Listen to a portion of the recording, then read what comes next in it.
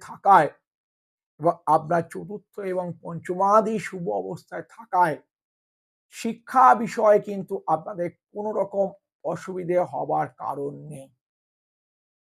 কিন্তু এটার একটা বিফলতাও আছে। সাংসারিক গৃহে একটা অশান্তির বাতাবরণ তৈরি করতে পারে। স্বামী-স্ত্রীর মধ্যে ঝগড়া বা বিবাদ সৃষ্টি হতে পারে। অহেতুক এই ঝগড়া প্রবণতা থেকে আপনাকে নিজেকে সংযম রাখা দরকার।